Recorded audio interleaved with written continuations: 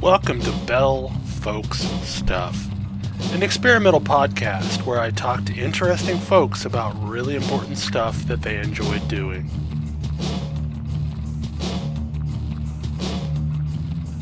Let's get started.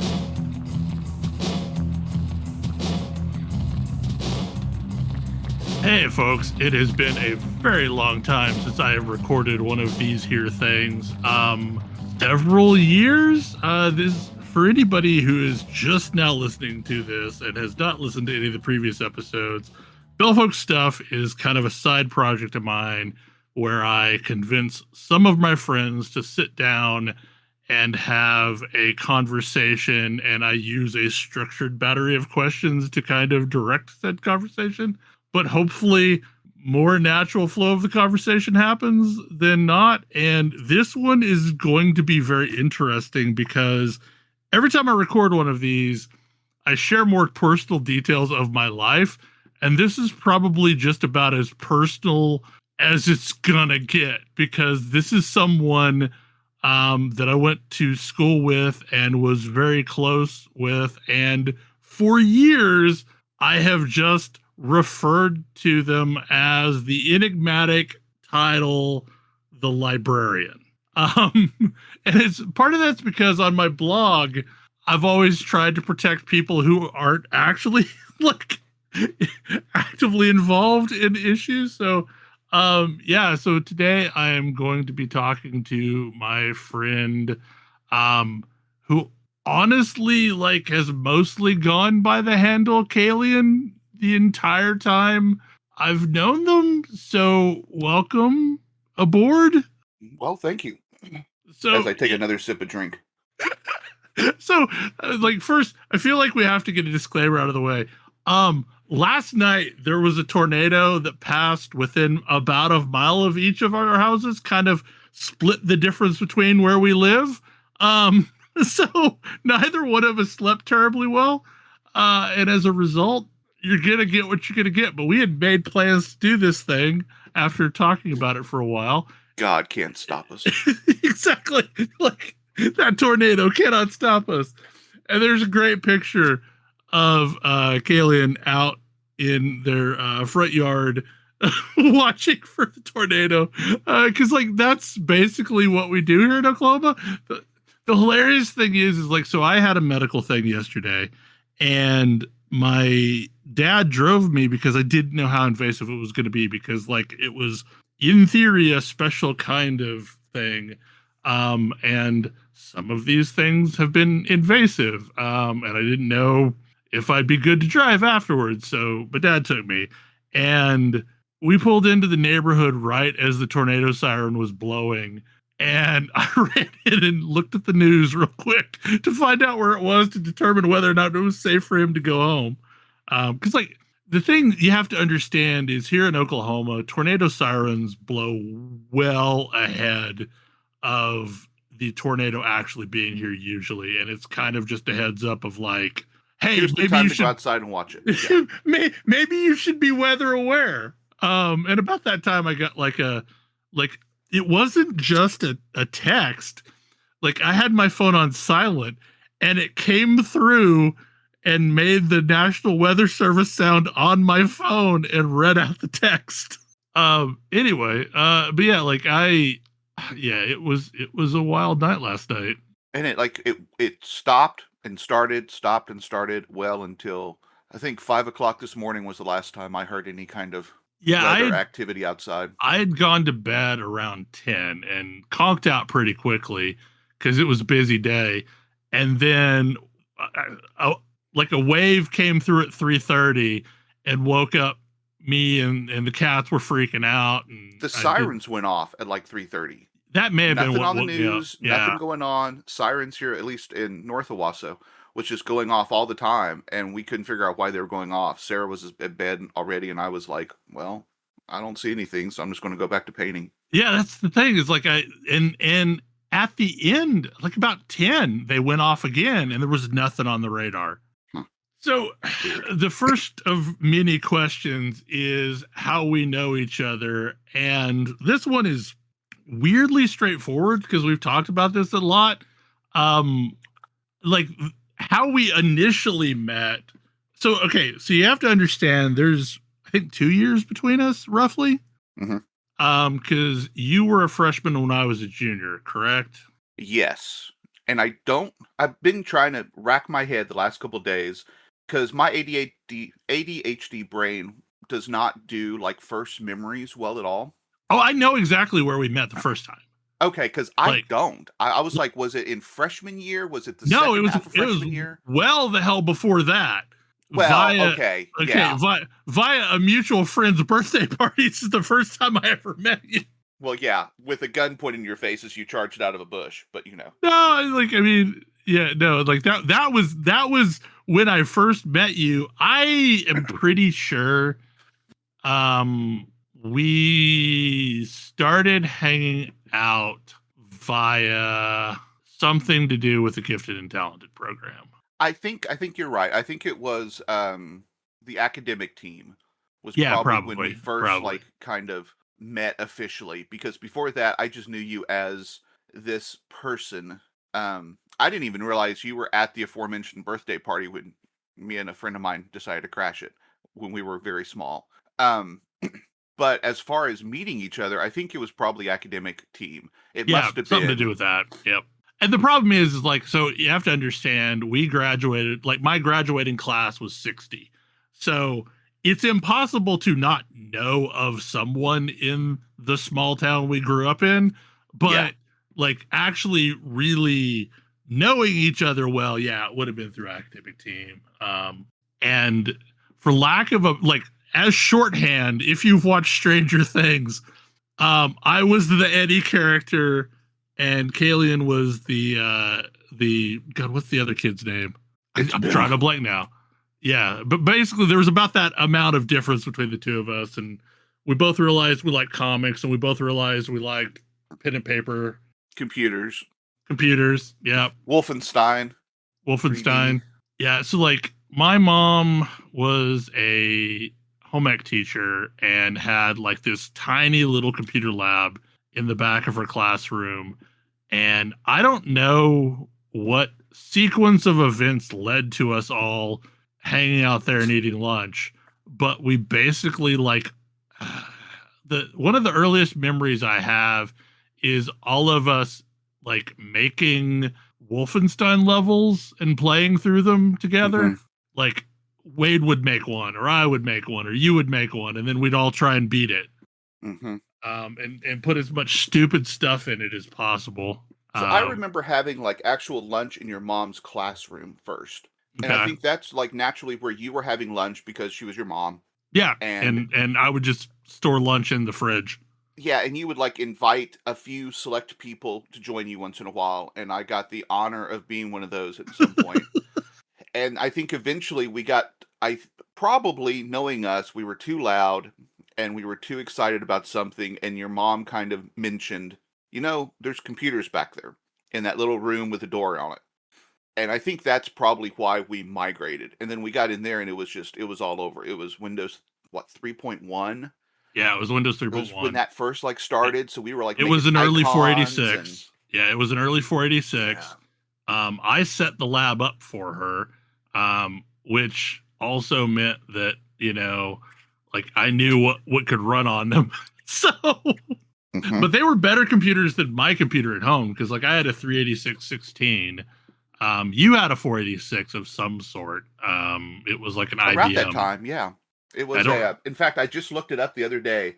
I was trying to figure out what it was, and I know it was sold at, oh my God, not Sears. It was the Montgomery Ward. Yeah, ours came from Sears. $3,000. Ours is probably something like that, because I remember we bought it in 91, and it was like the hotness, and it had 2 megs of RAM. Yeah, I think that's what mine had. It was it was a beast. And like an 80 meg hard drive. Yeah. But I remember King's Quest. This was prior to the CD-ROM revolution, because like my 386 didn't have a CD-ROM and it didn't have a sound card. And I had like this sketchy Disney sound source device that connected up to the parallel port so that I could get any audio out of it. You had like a I proper can't even full-on remember. computer though. You had a CD, I think. Not to begin with. I think that was my first addition to it. Oh Because wait, somehow, did you buy one? I vaguely remember you buying one at like Walmart or something like that and installing it. yeah, it was like my first attempt to like do anything with computers. I still don't. I think I convinced my parents, and I think it was Miss Clark who convinced them that in order to get into college and to get good grades, computers were going to be needed. And so somehow my parents scrapped together enough money to basically buy a car and bought me a computer. Yeah, yeah, yeah. Computers were expensive as hell at that point. And like I remember my quote unquote good computer that I had in college, it came from basically an insurance settlement when I got rear-ended and got whiplash, and I remember that. basically like there was a pain and suffering settlement and that went Yeah, into a computer I remember that because like now. they were stupidly expensive. Like they're just ridiculously expensive to buy a computer at that Yeah. point. Like I'm pretty sure like so the last computer that I bought was at Costco, mostly because I had a really good deal on a pre-built from MSI with a 5080 in it, and it was $2,200 around Christmas time last year, and I'm pretty sure I paid way more than that in like actual dollar amount back in the 90s for Mm-hmm. that Pentium 90, and it was like an Error Pentium. Mm-hmm. I know. I'm sitting here in front of a. I was just thinking. I've got a computer with 3 monitors, um, a Stream Deck, a digital Wacom, pad, everything, and I probably altogether this is only twice the cost of that crappy first computer I had. Yeah, yeah, yeah, Yeah. I don't know. Was Chris our hookup for games? I remember Yes. someone we would send a box of floppies to college with, Yep. and it would come back with games on it. Yeah, Chris had friends at NEO he would go visit in Stillwater, both. And he every time he went, he would say, "Hey, you want to send some discs?" Yeah, And like we we would would send him all discs. buy boxes of like verbatim discs or whatever and send I them remember on. Warcraft 2 came back bootleg copy on 30 floppy disks. Yeah, that was ridiculous. Like I want to say Crazy. when I bought a legit copy of Corel Draw from the TCC bookstore, it was on 90 floppies. Hmm. That's probably close to what I loved OS2 Warp. That was like my favorite operating system, and it came in on a lot of floppies. I That want to was say like it the was like first like real purchase 32-ish I or made. so. Hmm. Because like I bought it at God, it's where Barnes and Noble on 71st is now, but there was a computer store next to it. No, yeah, I don't remember at Like all. I was not allowed to go to Tulsa for the most part. software something or other. I don't think it was software, etc. Because that was the thing that became that was the store that was sometimes known as Babbage's and also all got ate by EB Games, which got ate by GameStop. But Mm-hmm. there was a software store there by Barnes and Noble on 71st, and that's where I got my copy of OS2 Warp. But like at that point, OS2 Warp was ridiculously cheap. It was like Yeah. 35 bucks, something like that, which Yeah, again, in 90s money is way more than sure. 35 bucks is now, but like that was still like I remember going to Best Buy and getting Windows 95 on release day. Mm-hmm. Like I was so freaking excited about I was going and too. getting Windows 95. Yeah. I mean, it was a real operating system. It was Yeah, it cool. was crazy. Yeah. Yeah. So Man. what's your oh, okay, we haven't even like gone to the second question. So okay, like I have known your character name of Kalion. Kalian Moonshay True Knight or True Knight Moonshay? I don't remember which True order. Knight Moonshay. Yeah. There you go. Kalian True Knight Moonshay. I know those words go together. I just can't KTM. remember. Yeah. Okay, so where did the character come from? Oh, so embarrassing. So, Kalian is a bastardization of Elric of Melniborn and the main character in Gabriel Knight Oh yeah, yeah. We were smashed both together. hooked on that game. Yep.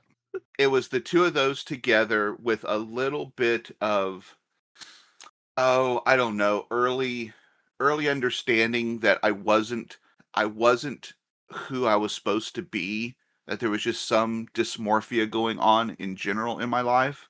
Yeah. And so Kalian became my pen name in high school, what I'd do all of my poetry under for the poetry anthology, where I was the editor in chief. And the only time I wrote poetry under my own name that I'd written under Kalian, I got called in the counselor's office because this was pre-Columbine.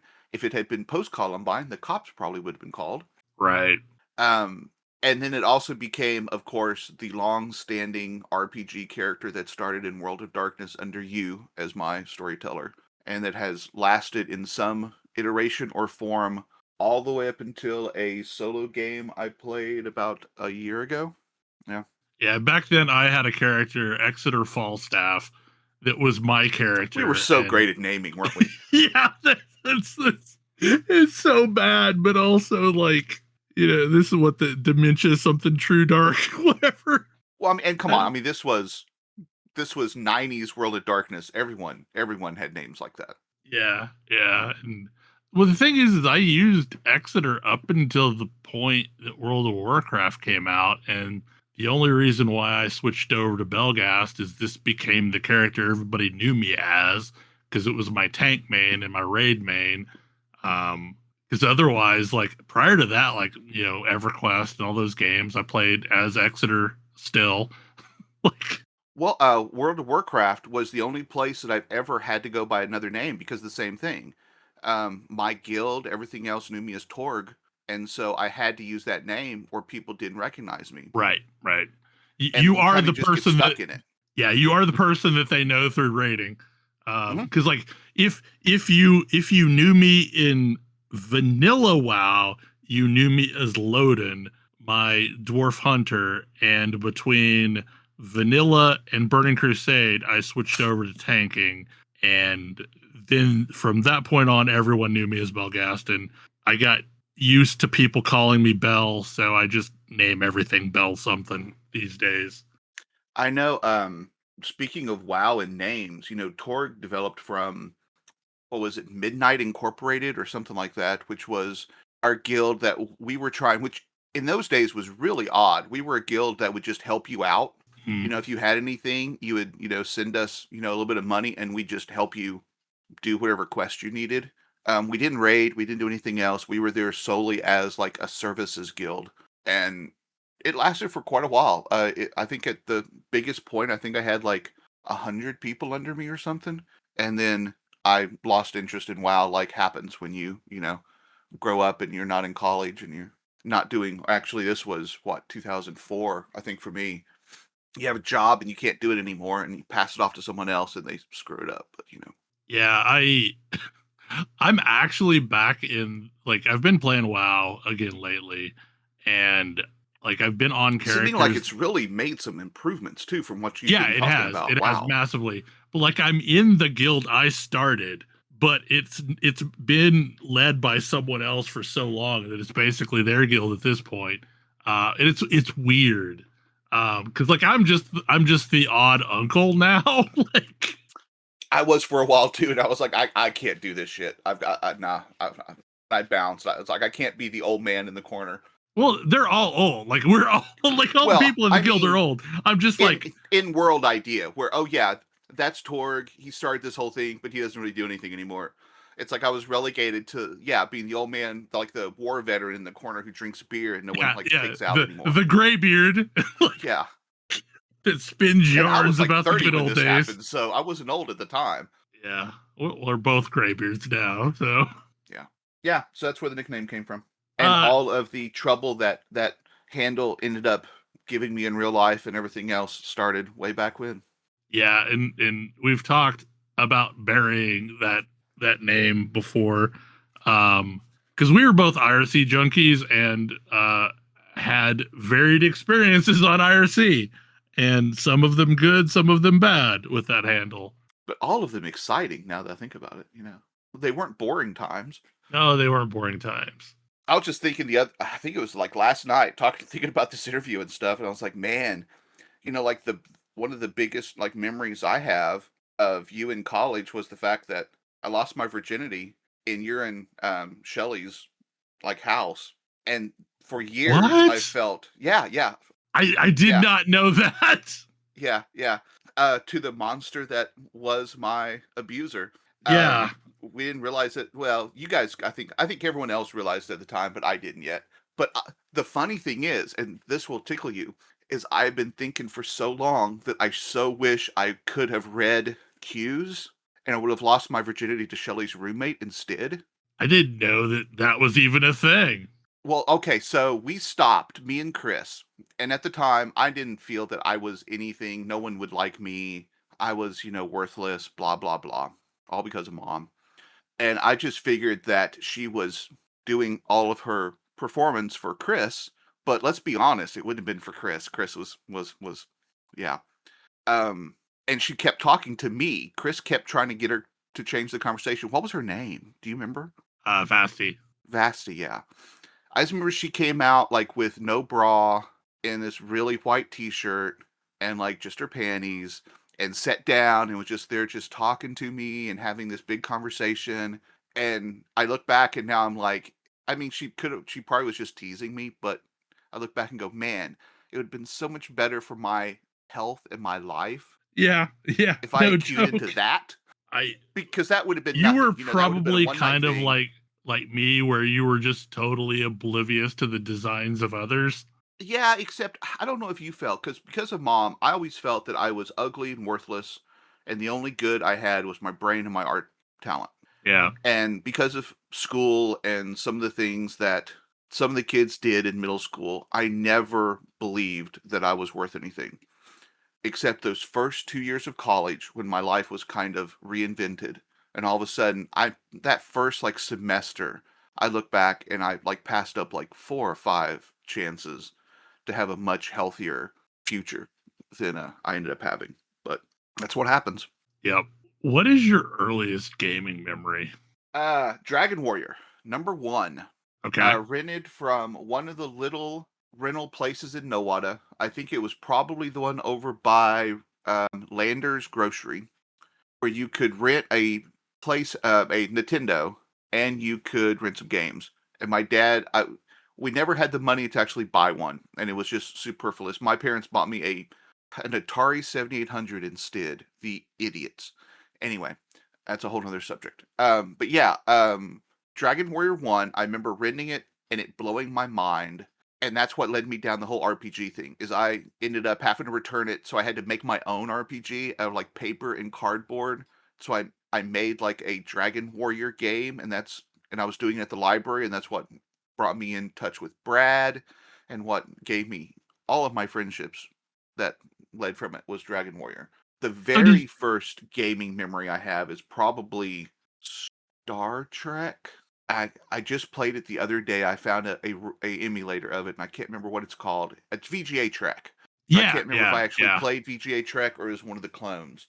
But that's probably my earliest, like real computer game memory. I mean, we don't talk about like Nintendo at friends' houses and stuff. Those are probably my earliest like real memories. So had you and Brad done any pen and paper gaming prior to us running games together? Yes.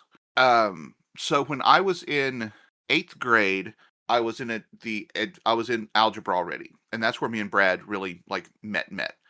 We'd met over the summer at the library, but we really started hanging out then with a kid named Alan Brock. Do you remember him? No. Man, I would love to know what his sister. I know it was Julie Brock, but I can't remember anything else. But man, me and Brad had such a crush on her. Anyway, we actually started hanging out with Alan at his house out north Nowata and playing with the Marvel cards that had the stats on the back of them. Okay, yeah. And we played that for, man, we got into it. We did design work. I remember that was my first time like really tinkering with like real RPG rules and because it was all just. So what you were we just came sort up of with. inventing a game. We were. Yeah, I've always invented my RPGs all from the beginning. And then when we started hanging out, then we got into that huge, like 10-person group that involved like the English teacher, Ron, and like a whole bunch of others. And that was an interesting time too. That was World of Darkness, though, wasn't it? No, that was actually, or was that Rift? I think Rifts was what we based it on. And that was the group that had I still have the image, the portrait, the group portrait you drew of us that has like the big like dragon person, because we just kind of picked miniatures that I had, and one of them was like a dragon, and Brad was the real Elric clone, even down to his name. And I can't remember what my name was at the time. I don't think it was Kalian yet, but I was another Elric clone. I can't remember what everyone else was. Can't remember who you were. But that was when we had like. It was probably some kind of cable clone. Probably was. And it was outside. We played a lot on the ping pong table that we drug outside. There was a couple like Saturdays where we played that. Was Jed in that too? I think he was for a short period of time. I think Jed and I remember, like, I don't remember the circumstances, but I remember him also going over to your house a few times because he broke my skateboard. Yeah, at one point. World of Darkness. He played in our World of Darkness game. Okay. He was the mage. Gentry was his name. Yeah. Yep. I remember. Yep. I would love to get him back in a game. I have no memory of Ron playing with us other than playing Magic the Gathering. Yeah, and I'm trying to think. You may not have been actually in that game, but like one time, because it may have been after I had graduated. It may have been, now that I think about it. It may have been just right after you kind of went on, and instead of playing World of Darkness, we went back to like Rifts and stuff. I think so. Now that I think about it, yeah, because I think I have no memory of that game. Was World of Darkness and Warhammer was all we ever did, I think. Yep. I remember putting together the original Beaky Marines box set. That was great. I think we split it, didn't we? We did, yep. 15 and 15. Mm-hmm. And we only played a few times, but we just like threw books and stuff on a ping pong table. Yeah, no, we made the Great sketchiest of terrain, but it worked. It blocked line of sight, and it was good. Mm-hmm. And you went on. The worst thing though was when we decided to base the miniatures with the metal shavings. Yeah, that would end up cutting your hand anytime you touched them. Yeah. They were brass shavings from my dad's cement plant. Yeah, exactly. Yeah. It was like they looked really cool, but they also kind of like would cut you every time you touched them. I mean, blood for the blood god, I guess. Man. So speaking of, that's what I did last night while the tornado was coming. Was I was painting miniatures. Okay. Are you still working on your whatever the hell Eldar are called now?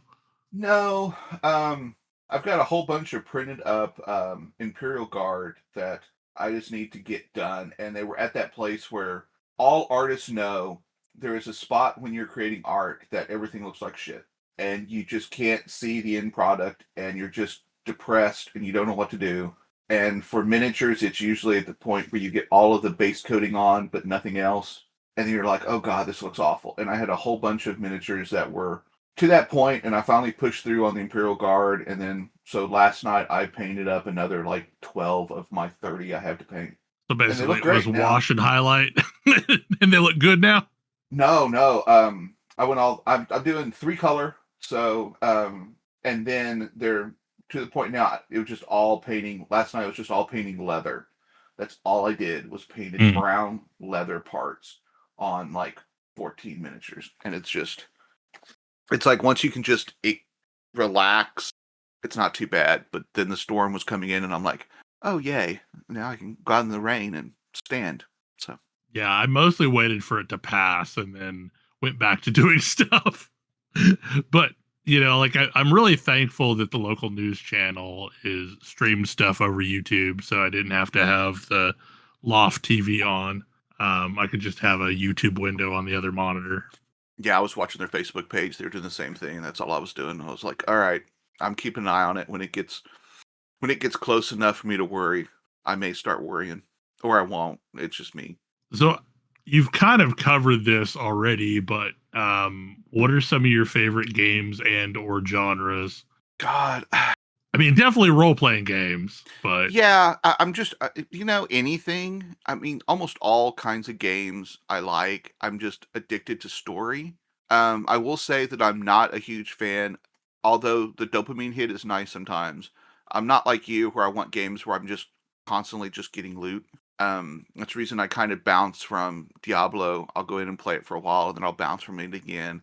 I'll bounce from things like um, oh my lord, the first person shooter, Destiny. It's just like, I just want some kind of like real story to my games. Um, or at least if it's not, I want it to be so boring that I can watch TV while I'm doing it. So idle games. I've been playing idle games here lately. Right now, I'm hopefully tonight before I go to bed, I will beat Sands of Aura. Just one of those games that passed under the radar, and it's pretty good. Otherwise, hmm. it's RPGs all the way, and especially tabletop when I can get them started and I can get a group that'll actually show up, for games and stuff. When you can convince us all to do the things. Yeah, Like, hey, we have a semblance of a group. I we do. tried to get the ball rolling the other day. Yeah, no. It would have been great. We were all ready to play. We just had a discussion last night about, well, the tornado's coming in. And I made the comment, I mean, this is a game that you guys don't actually necessarily need me for. So if I like just get blown away, you guys could still play because they're all safe. we, It's online, we would be terribly sad And if I you got blown away. have such glorious sights intended for you and your band now. That your poor band. Oh. Like, I was talking to Sarah, and of course Sarah just her eyes just glass over. But I'm like, I've got this idea. Oh God, it's going to be awful. It's a horror game, so I can just let loose. And poor Mark. I did it to myself. Like you gave me two options, and I took the risky one. You got to. That's one of the things about horror games. You've got to do the stupid stuff in a horror game, or it's just no fun. You've got to go in the basement. You have to bring your most prized and treasured friend into it, knowing that they're probably going to die because it's a horror game and they're not the main character. You got to do those things. For the audience at home, we have been playing this indie game called Public Access, which will be in Kickstarter March the 17th for their first official physical product. I have to pitch that because I'm part of their Discord and they've been asking us to, and I agree. It's an amazing game. Yep, it's really cool. It's basically like Stranger Things meets SCP meets Unfiction meets with a whole lot of Candle Cove. Candle Cove was also a big and Station Zero, if you remember that TV show. I think it was Station Zero. Had the monster with the teeth. It was all made of teeth. I have no clue. Are you unfictioning me?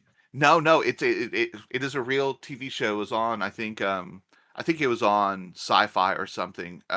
It was really big for just a very short period of time. I think they had like 2 seasons, but it's amazing. You should really check it out. But Public Access is gotten accused of like copying it a couple times, but the author of the original Candle Cove mystery has been like, no, I love what they're doing. It's great.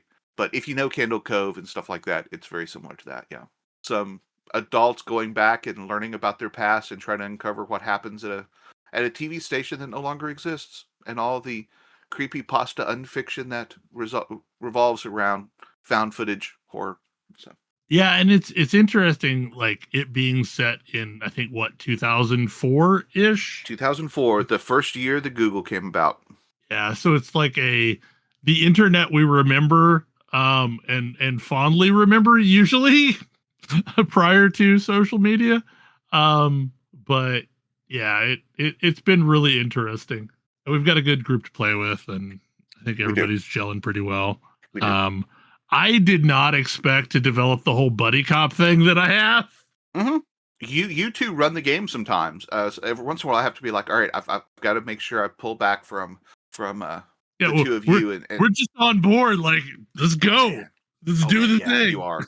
It is great, and all of it has been so amazing so far. Your entire buddy cop washed out pro baseball player and washed out Metalhead, lead basically. guitarist. Yeah. I would love to watch a movie with you guys. It's very like for the audience at home, it's very Scooby Doo Mysteries kind of thing, but like with actual consequences. Yeah. First decision I made that was horrible was that I was going to sleep in the basement, and Yeah. Were you even thinking about how horrible that was going to be? no, I was just thinking Yeah. of my character. Like, like my character would probably be in the basement. Like, Yeah, not in a horror movie.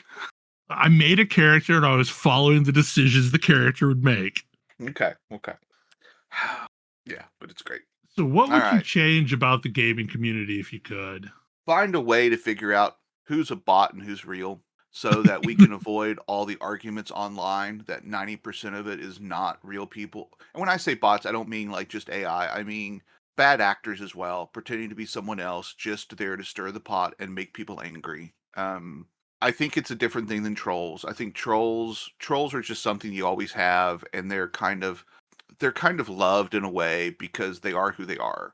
But I'm talking about the people that have just no they're not really there for they're not fans, they don't care about it. They just want to stoke controversy and stoke anger and just divide people. And I think that's the way I feel about gaming, politics, everything.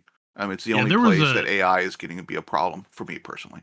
there was a stream that I was watching the other day, and I forget what the context was or even who it was, but there was this account that would like make super negative or just like stirring the pot type comments all the time, and then they went back and looked at the like, and it's all the same person making whatever the counterpoint of what anyone else was talking about in the comment, and then that account got banned, and then a few minutes later there was another sock puppet account doing the exact same thing.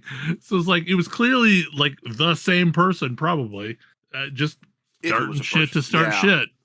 shit. When I teach classes about AI and at the library, I do about once a quarter. I try to help like older individuals, especially, understand AI and how to help protect themselves from it online and things. One of the things I always bring up is that if you go and look at verified real people, the last Star Wars trilogy was okay. It wasn't amazing. It wasn't awful, but most people felt that it was okay. You would know that by reading the comments section of anything talking about Star Wars, because it was the worst thing that ever happened, and it was so awful. And yet you go in and look at verified accounts, and sure, there are people who didn't like it, but the hatred isn't there. And I think you find that in pretty much every single deep dive you do into social media and stuff. It's like whatever the issue is.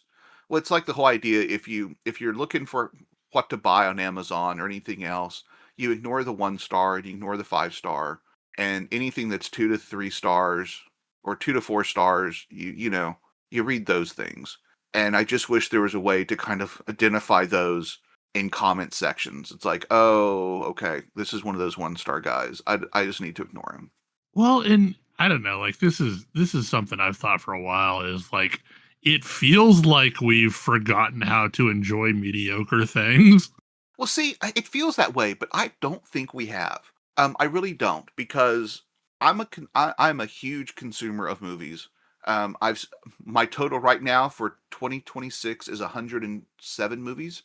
Um, and I see comments, and if you ignore the people who just seem like they're just there to hate, people still ignore mediocre stuff. I mean, we know what it is. I mean, critics have always been critics, and it may not be cool to admit that you like that mediocre stuff, but I think we still like it. I just think that we have, because of silos and because of echo chambers and because of the inability to kind of tell who's just an idiot and who's not, we have this feeling that people aren't in the middle anymore.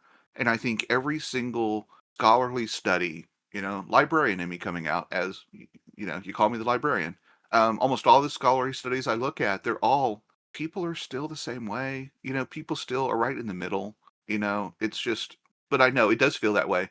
It feels that way all the time. Every time I find something I enjoy, I go online and someone wants to tear it down. Yeah, like, It's I mean, like, I'll watch something, I'm like, "Yeah, that was fun. That wasn't the best thing in the world. It yeah. wasn't bad. It was fun. Like, it was worth watching." Like, And then social media is like, oh no, it was awful. I think outrage sells, and it Hmm. continues to sell. It does. Um, and I've listened to YouTubers talking about that, where, if they cared about making the maximum amount of money from The YouTube, algorithm. they would always be on the rage bait. Yeah. Um, Yeah. and that's because, like, people who are really mad at something want to commiserate with someone who's also mad at the thing. Yeah. Speaking of, I saw my first 5-star movie 2 nights ago of the Oh, what year. was it? This is one of those times that people are going to yell at me. Predator Badlands. Oh, I freaking loved it. It was great. No suggestions.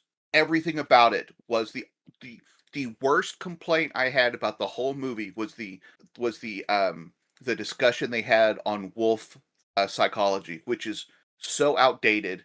We don't even use the term alpha anymore in talking about wolves and stuff. But of course, they had to go with that way. But that's the worst complaint I have about the entire movie. It was such a wonderful combination of like the Mandalorian and Predator and the Predator of like the Dark Horse comics that we grew up with. Yeah, yeah. Oh, it was amazing. I had to look it up because I don't remember what I gave it, but I think I maybe gave it a 4 or 4.5 stars. The only I'm gentle with my stars. I have a weird rating system, so it makes sense. like I'm contrarian. I hate that we live in this realm where if you did not give it 5 stars, you have adversely impacted it. Oh yeah, Like me too. like it's a 5 stars or bust like economy that we live in. Like, because the thing is like, if you don't give your delivery person 5 stars, they're going to be Yeah. negatively impacted by that. Like, Yes. and Yeah. and you feel it, and I hate that so much too. because it's so disingenuous. No, the way I rate movies is I rate them on how well they accomplish what they were trying to do. It's not usually about how much I enjoyed them necessarily. It's like that's the reason why you'll see a lot of 3 stars on my like Letterboxd and stuff like that. It's because hey, they did a fine job making the movie they were trying to make. It's a crappy movie, but they did a fine job.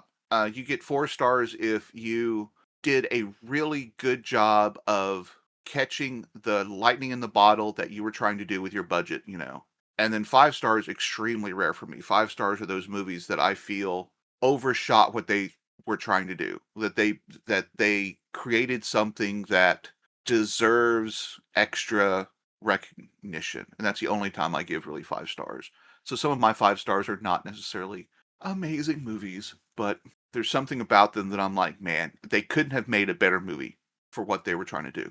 The only thing And that I I think would have Badlands, changed, yeah. the only thing I would have changed about Predator Badlands is I feel like they were given the perfect opportunity to shift the perspective and make it so both people were speaking English when they started talking about universal translators. I remember you commenting on that. That way I didn't have to read the television for the rest of the movie. Yeah, see, I'm just the opposite. I loved the fact that the only reason that all of the synths were speaking English was because they were using universal translators, which meant the listener heard their native language. Right. Which meant the viewer as well. I just think that like they could have fiddled with that a bit to make it to where we didn't have to speak whatever what is it? Yaocha. Yeah. Yeah. The entire movie. I have subtitles on always anyway. And one of the things I thought that was so strong about Predator Prey was because they kept the subtitles. I'm a big fan of dubbing. I don't mind dubbing, and I get your point. I think that if you buy it on some streaming device, one of the audio languages should be like a dub of like purely in English. I agree. And I definitely see your point on that. But this was one that I actually sit on the couch and watched instead of trying to play a game while I was doing it. So I liked it. But yeah, I so rarely am not doing two things at once. So yeah, I was absolutely like playing a game while I was watching it. But and that's the only reason why I would have cared. Because like I also watch dub anime for the same reason. Most of my anime now is dubbed as well. Unfortunately, a lot of the shows that I'm liking so much, there's not a dub of them, and so I'm stuck. So we've also bounced around this one, but what is something other than gaming that brings you joy? So that's an interesting question when you really look at it deeper, because almost everything in my life involves gaming of some sort or another. Yeah, yeah. That's kind of the way I look at my life. I'm just a character in a game. But I mean, I like to cook.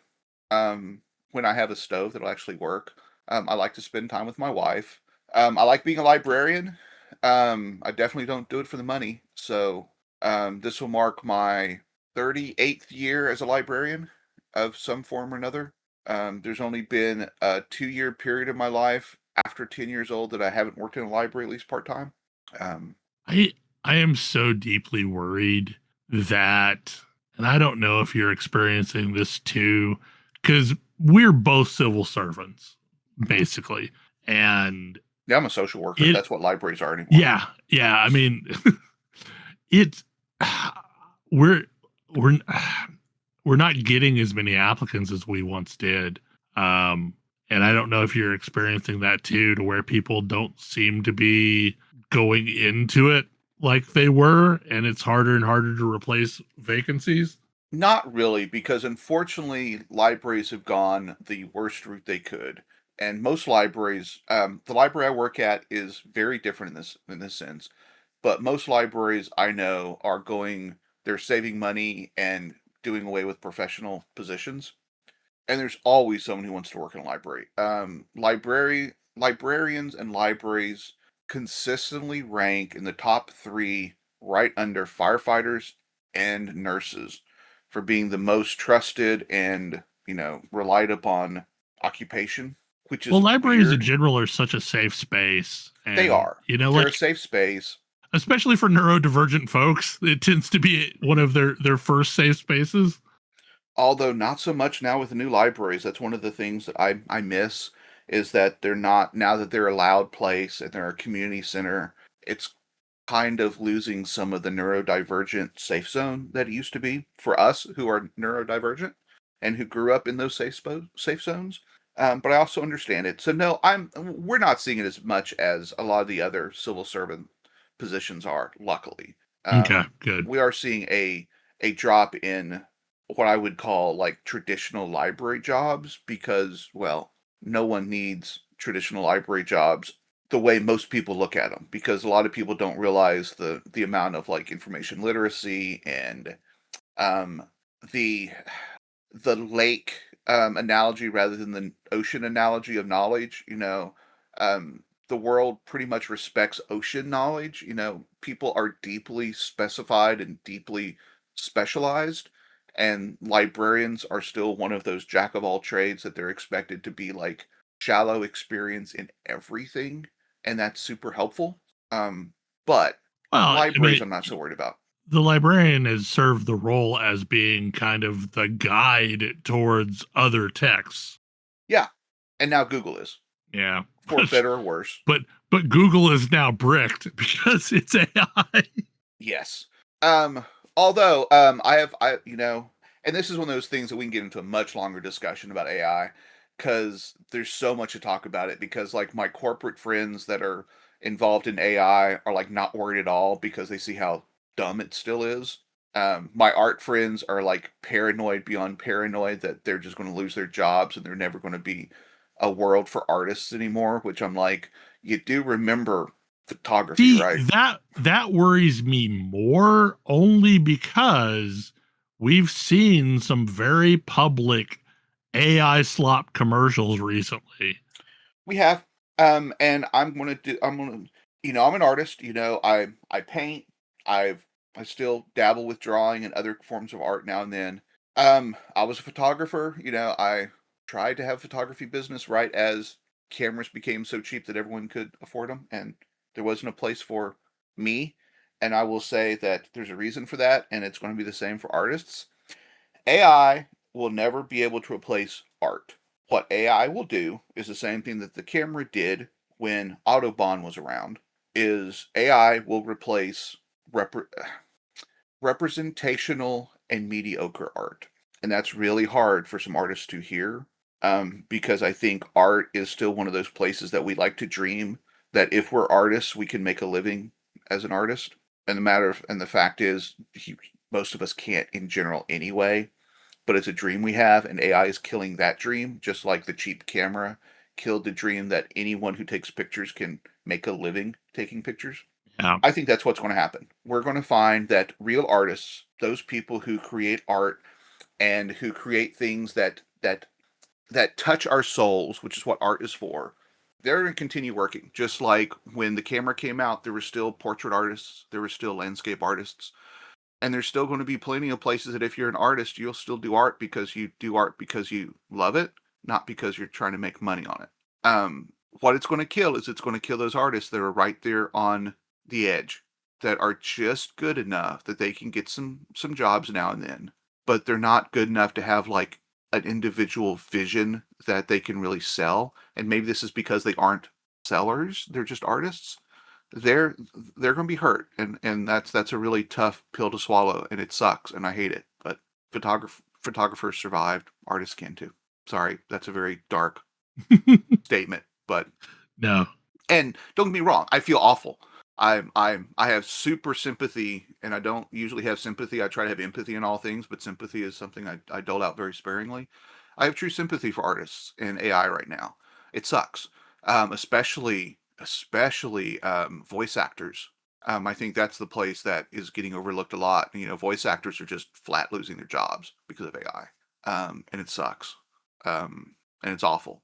And and it's going to hurt the people that are up and coming people more than the people that are established, because it will. If you want a Steve Bloom or a Troy Baker in your game, you're going after them for that person, or an Eric Ishii, or somebody that's an established voice. They're going to have to still do the same thing that authors do, and indie artists, indie authors, and everything else. I mean, could you imagine your dad trying to run a photography business with cameras as they are now? Oh no.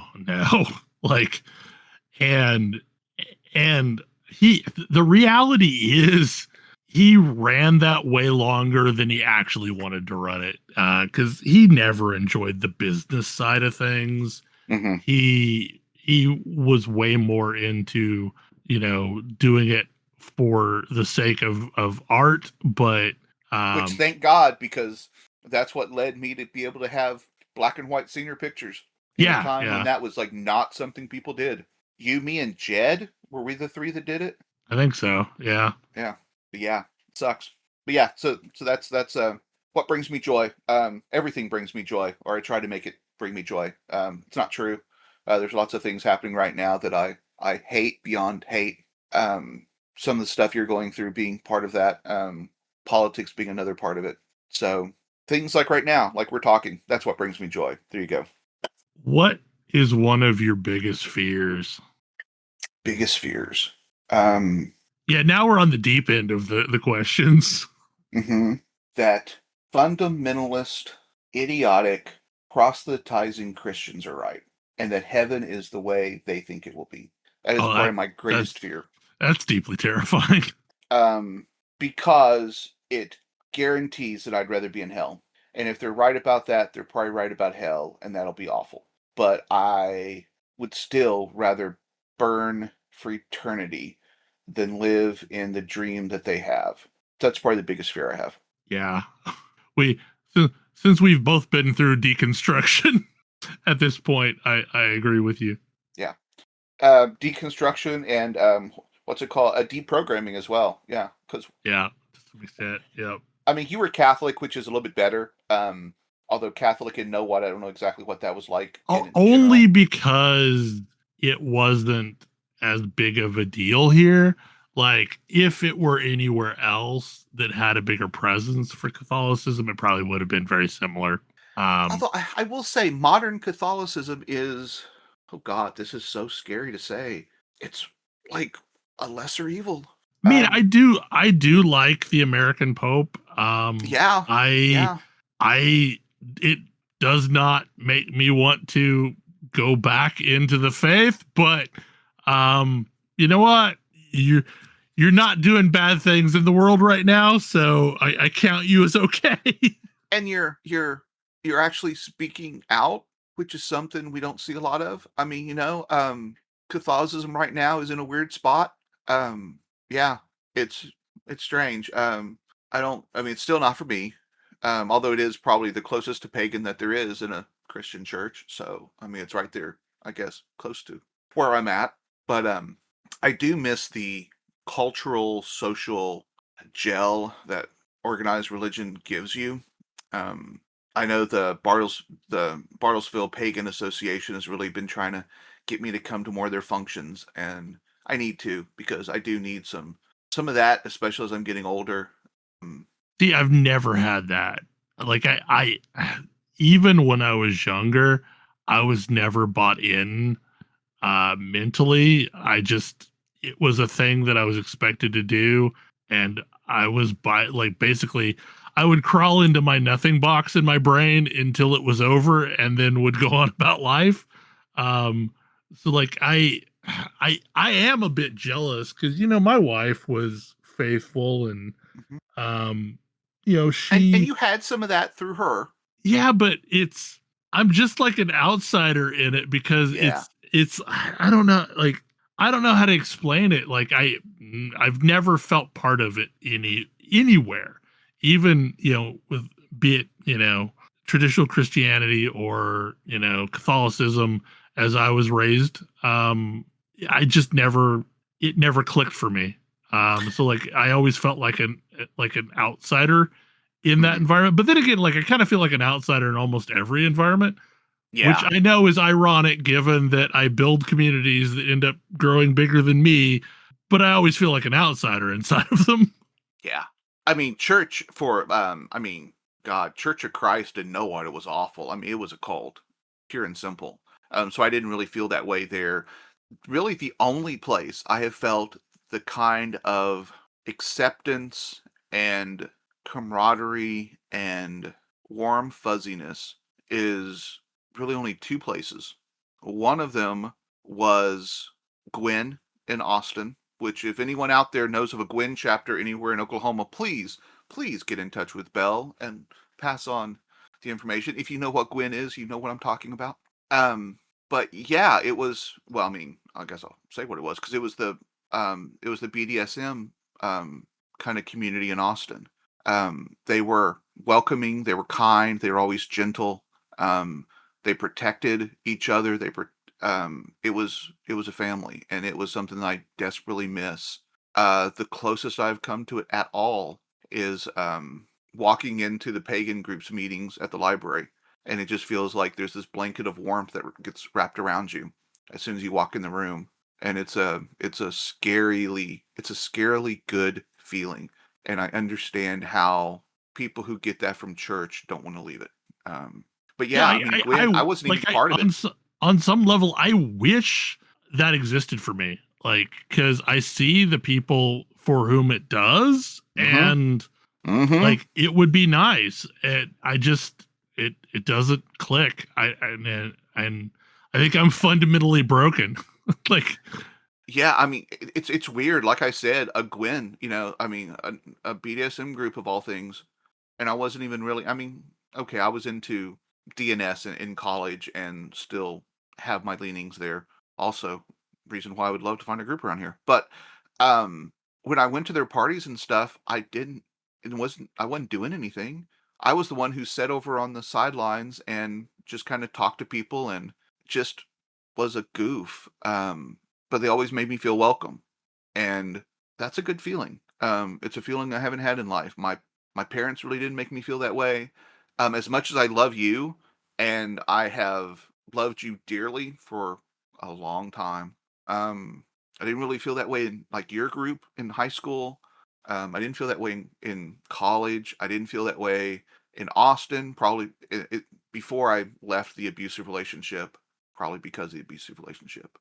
It's just not something that I have felt very often, and I've only had it twice, and I would love to find it again wherever it is. And if that's, So you probably just haven't found that weird fucking thing that you never. I didn't even go because I wanted to go. I went because someone told me they were going, and I just gotten out of the relationship with Sky, and I was like, I'm not doing anything. Sure, I'll go with you. And so maybe, dude, you should just like go to some things that you don't think you enjoy, or maybe get out of the house. Says the person who's not left the house for the last like 4 days. But anyway, Yeah. real Um. real talk because I love you. Yep. Yep. I know. It's just sometimes it's hard to get out of the threshold. It is. Um. And don't my big if I've learned anything in my life, it's that I have never found the things I'm looking for in the places where other people find them. So religion has never been the thing that I have found comfort in. It's always been something else. Um, Friends, I've never found friends where other people seem to say you're supposed to find friends. You know, never been the place I was supposed to look at it. But no. Anyway, there you go. There's your deep answer. So Biggest fears. normally on this side project, I'm bringing on somebody that's usually a content creator of some sort, and this would be the point at which they would plug something that they are working on, or something. I God, I know wish we my plugged. ADHD brain would let me create content. I want to so badly, but I know we it ain't plugged happening. public access. Are there any other projects that you want to plug?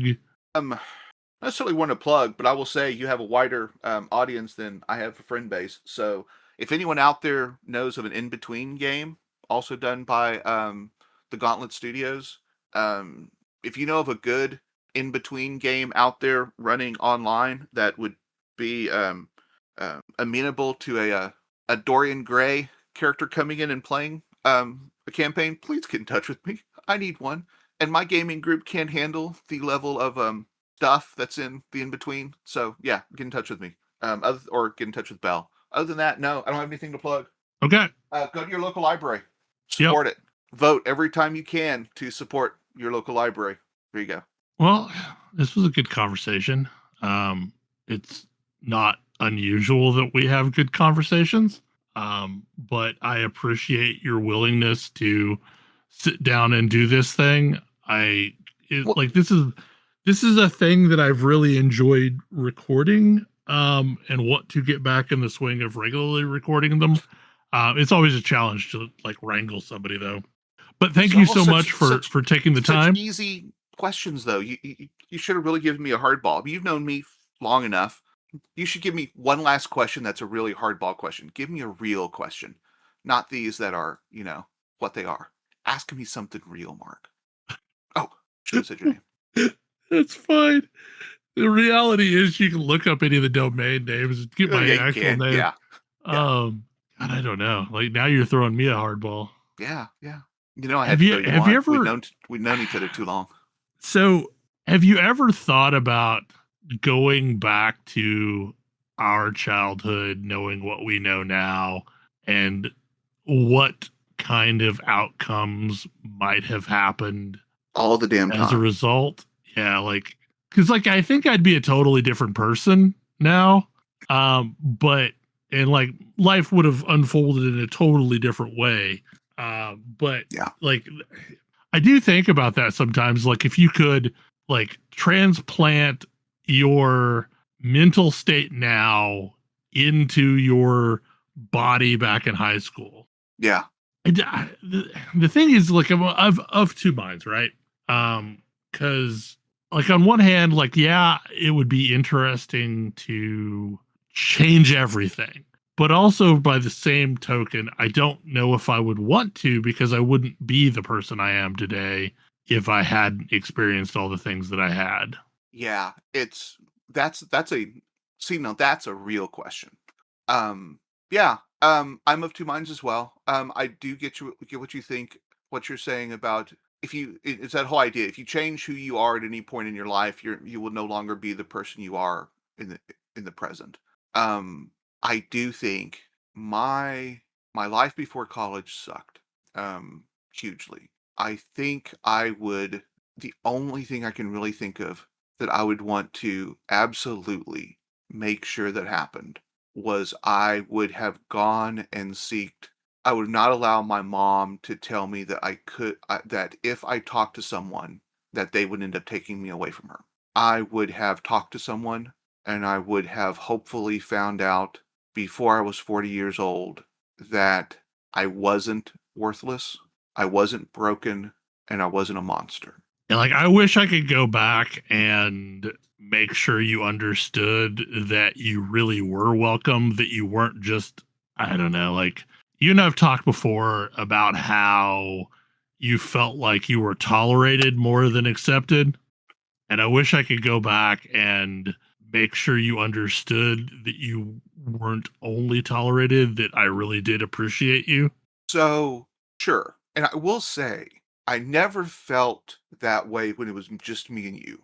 When I was over at your house, man, it was the center of the world. Both of us were. I mean, it really all comes back to Jed. It's all Jed and Leo's fault. It was never your fault. It was just that if Leo was there, Leo was Leo, and Leo was always going to be the center of attention. And Leo, his humor could sometimes hurt. And Jed was just an asshole. Jed, if you're listening to this, I would love to get back in touch with you.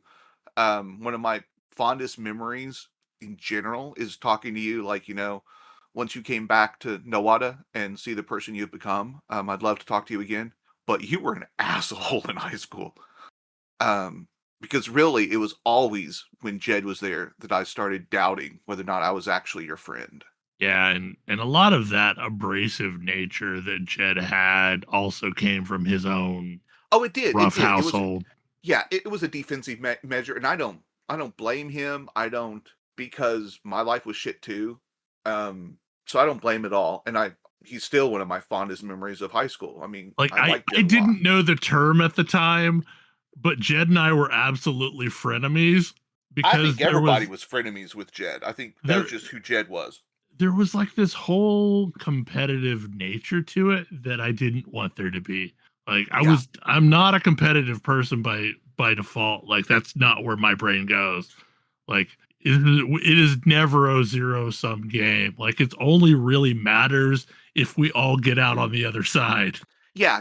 I'm competitive only in the sense that as long as it pushes us both to do better, I'm super competitive. And the only way I work well is if I'm competitive in that way. I want to be competitive, but I don't want to beat you. I don't care if you win. I just want both of us to do better than we could have if we weren't competitive. Yeah. But yeah, like there was always like a weird one-upsmanship thing going on that I was being held hostage into doing because it was a thing that he wanted to do. So So here's a question for you then. Do you think that was all because of, oh God, how do I put this? The unhealthy skater community we had in Nowata? There were some really healthy skater communities, and I love skateboarders. But looking back, and Nowata, man, Trey was a mess. Michael was a mess. Jed was a mess. I think the Jed thing was because we were both in the gifted and talented program, and we were both in all of the same classes. And generally speaking, I got better grades and got more accolades than he did.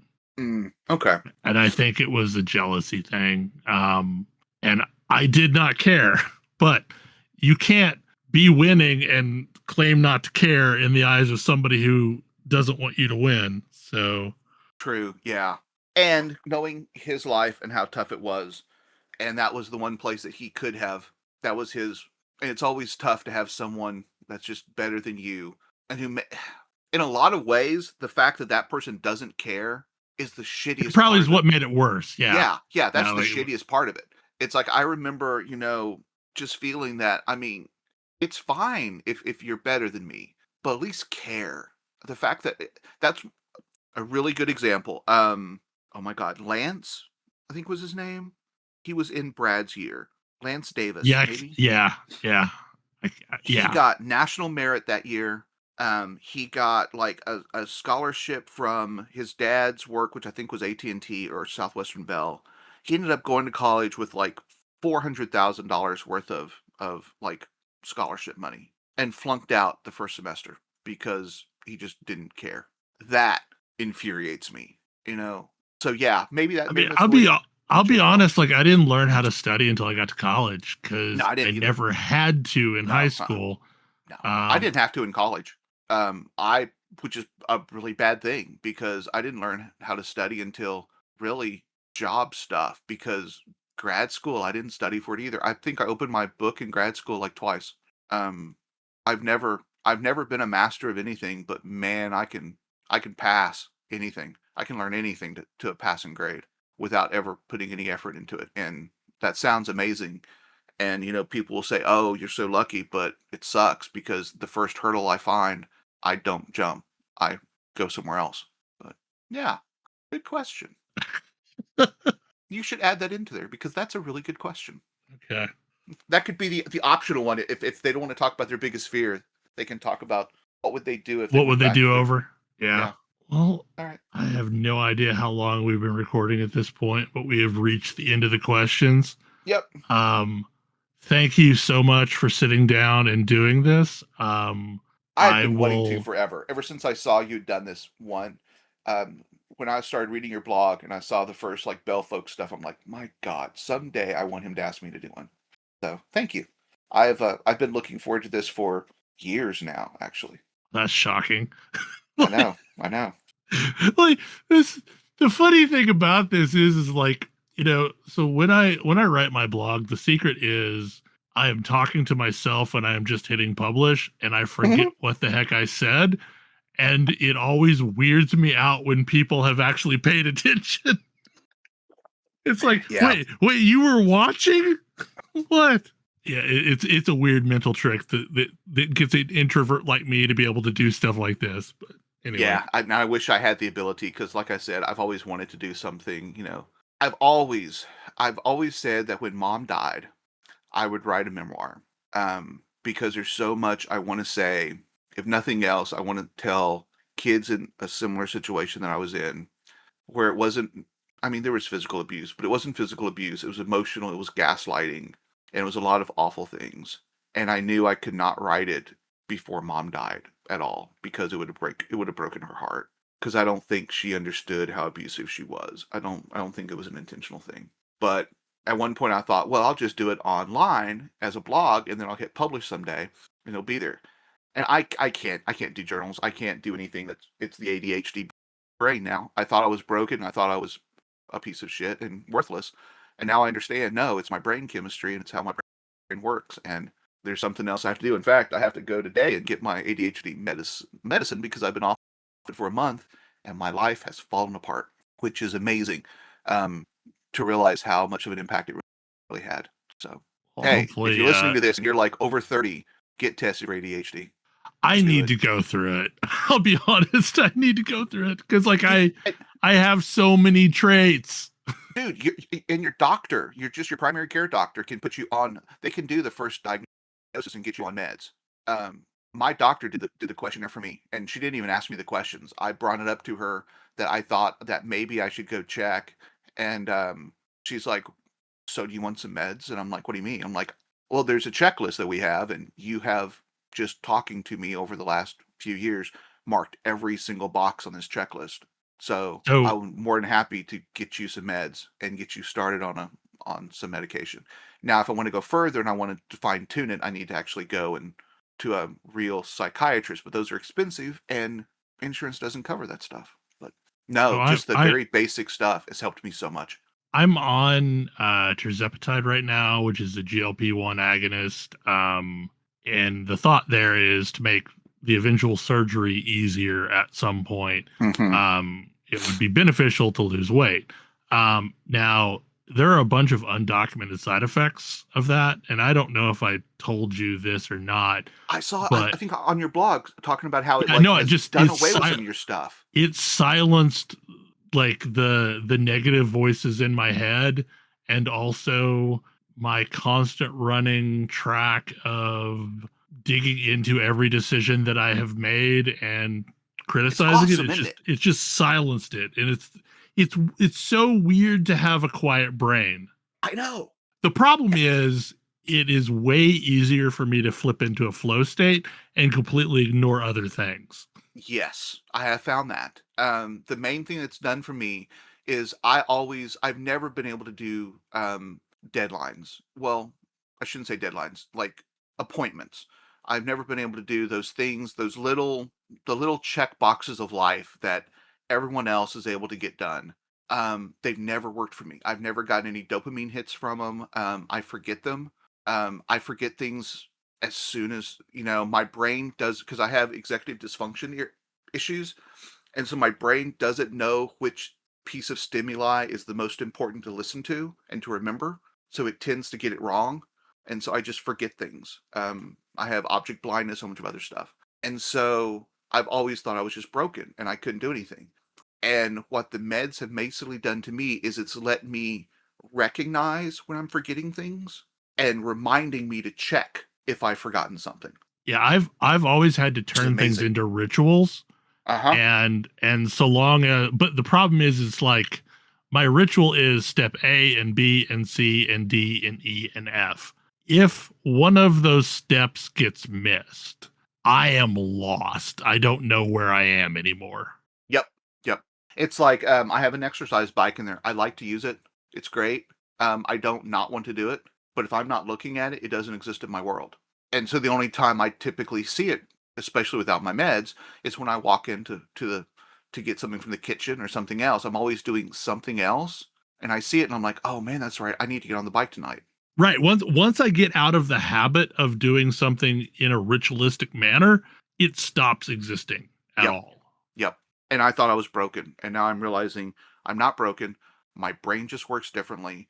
It is not one of those things where all these fixes that everyone says to do. Oh, just keep a to-do list. To-do lists don't work for brains like me because I'll forget about the to-do list.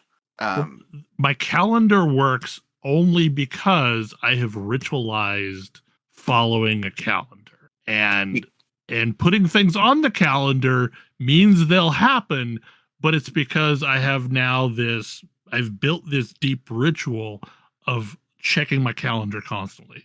Yeah. See, for but me, if I ever stop, like if I'm off work for a large period of time, it is hell for me to get back in the habit of being calendar driven again. Yeah. The only way I can do things is if I tie them to an emotional responsibility to a person, which is really weird. So, my boss would talk about how, man, every time I email you or anything, you get it done right away. But other people are like, you don't like finish your things. I'm like, yeah, because when you email me, it ties that activity to me doing something for you. And if I can tie an activity into I'm doing this for someone, my brain remembers it. That's the reason why, I try to get like my wife to exercise with me for the longest time or do things like that. Because if I'm doing it for someone, I remember. But if I can't tie it to like an emotional need in my brain, it doesn't happen, which is really strange. Talk about needy. Yeah, I am a better caretaker than I am a doing things for myself person. Because there's a lot of house shit cleaned. I will happily clean your house. There's a lot of shit that like, just for me, is it really worth it? Yeah. But I know it'd make so-and-so's life better if I did it for them, so I'll go do it for them. And then I come home and like, wait a sec, look at my place. My place looks like shit in my office. And then maybe I'll clean it, which is great. I love a clean office. And it always makes me feel better. But it's not, what it probably comes back to, what do I matter? It's not the highest priority. Yeah. That's a whole nother issue. Anyway, this has probably run long enough, but thank you for adding the extra question because I was hoping you'd give me a good one. All right. Okay. Well, thanks everybody for tuning in. I will edit this up and podcastify it. Cut out half of it.